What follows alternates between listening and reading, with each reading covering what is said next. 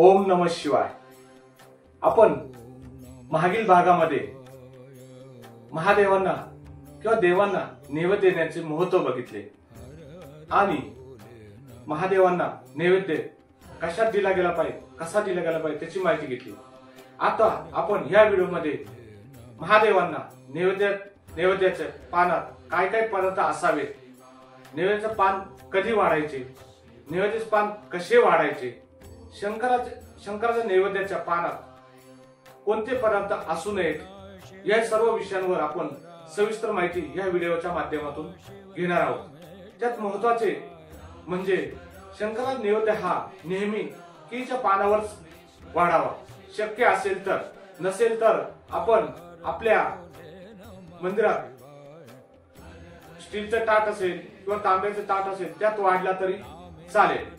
शंकराचा नैवेद्य हा श्रावणी सोमवार, पक्ष प्रदोष म्हणजे महिन्याला येणारी जो दिवस असतो तो, मासिक शिवरात्री, महाशिवरात्री असताना साधारणपणे वाढावा।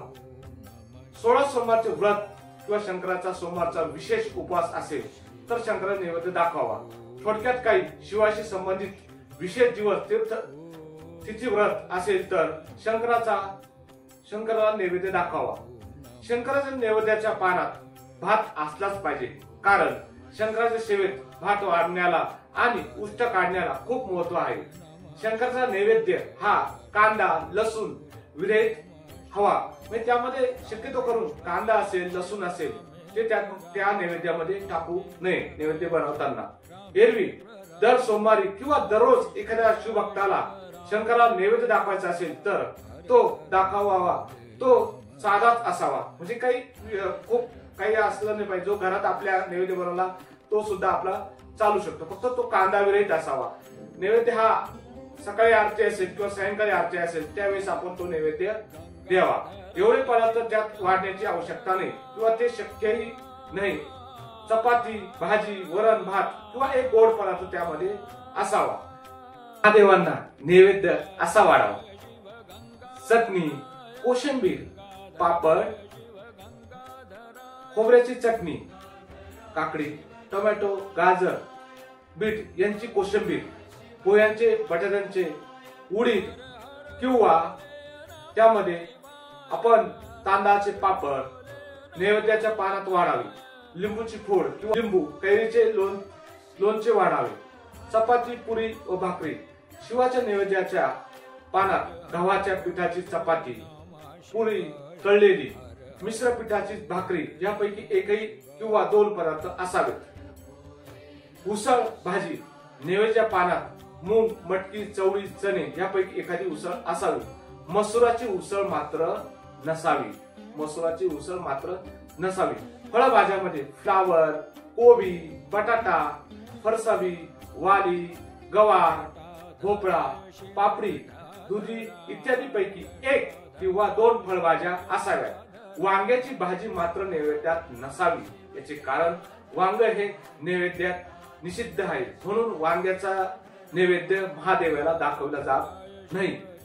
त्यामध्ये भात, पुलाव, खिचडी, शंकराच्या नैवेद्यात पानात साधा तांदळाचा भात असावाच।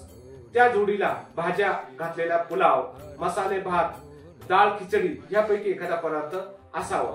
वरण, आमटी, तुरीच्या डाळीचे वरण, डाळीची आमटी भाताच्या मुलीवर वाढावी तर तूप घालावे। मुंगाच्या डाळीची आमटी किंवा वरणही चालेल। कढी, ताक, दही नैवेद्याच्या पानात एका भाताच्या मुलीवर वरण तर दुसऱ्या भाताच्या मुलीवर दही वाढावे। शंकर नैवेद्यात दही भात असलाच पाहिजे, कारण महादेवाला दही भात हा आवडत असतो। सोबत कोकमची कढी असेल, ताक असेल किंवा ताकाची कढी यापैकी एखादा पदार्थ असावा। गोड पदार्थामध्ये आपण काय देऊ शकतो? भाताची, दुधाची, शेवयाची खीर, म्हणजे भाताची व दुधाची किंवा शेवयाची खीर आपण महादेवाला जरूर देऊ शकतो। ती दर नैवेद्यात असली तरी चालेल खीर। मूग डाळ हलवा, कारण महादेवांचा आवडता पदार्थ हा खीर आहे। श्रीखंड असेल, जिलेबी असेल, पुरणपोळी असेल, गुलाबजाम असेल यापैकी 1 किंवा 2 गोड पदार्थ असावेत। भोपळ्याचे गोड गार घेणे वैद्य देत असले पाहिजे, किंवा हेही नसेल सर्व तर आपण फळे दिले चालेल, फळे दिले तरी चालेल, फळ कोणतेही चालेल, परंतु फळापैकी नाशपतीचे फळ हे कधी महादेवाच्या नैवेद्यासाठी देऊ नये किंवा नाशपतीचे फळ सोमवारच्या दिवशी आपण ते फळ आपण खाऊ नये, हा कटाक्ष आपण जरूर पाळावा. महादेवांना केळीचं फळ खूप आवडतं, ते जर नैवेद्यात दिलं तर त्या महादेव प्रसन्न होत असतात. आणखी सर्व गोष्टी म्हणून असं आपल्याला सांगावंच वाटतं की मला शंकर हा भोलेनाथ म्हटले जाते. शंकर हे स्वभावाने तापट असले तरी ते भोळे आहेत. शंकर भक्तावर लगेच प्रसन्न होतात, शिवभक्तांना लगेच वर आणि वरदान आशीर्वाद देतात, म्हणून शंकराची भक्ती ही लवकर फळाला येते. मला या व्हिडिओ मधून हेच सांगायचे आहे की आपल्या घरात जो नैवेद्य असेल कोणताही, तो नैवेद्य कोणताही असेल तो आपण महादेवांना देऊ शकतो आणि त्या नैवेद्याला भगवंताला आपण त्या मार्फत देऊ शकतो. यामध्ये मी सांगू इच्छितो की आपण या व्हिडिओ मध्ये जे बघितलं की नैवेद्य काय दिला गेला पाहिजे याची माहिती घेतली.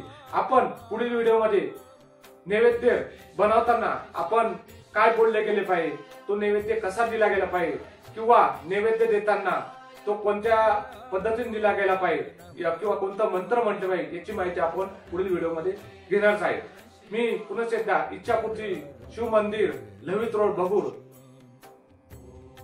व इच्छापूर्ती समितीच्या वतीने मी सर्व शिवभक्तांना ओम नमः शिवाय, ओम नमः शिवाय, ओम नमः शिवाय. आणि मी सर्व भक्तांना विनंती करतो की हा व्हिडिओ जास्तीत जास्त शिवभक्तांपर्यंत पोहोचवा, जेणेकरून नैवेद्य हा कसा बनवला गेला पाहिजे, महादेवांना नैवेद्य कसा दिला गेला पाहिजे याची माहिती सर्वांपर्यंत पोहोचेल आणि सर्वांनी या व्हिडिओला लाईक करावे असे मी विनंती करतो. ओम नमः शिवाय, ओम नमः शिवाय, ओम नमः शिवाय.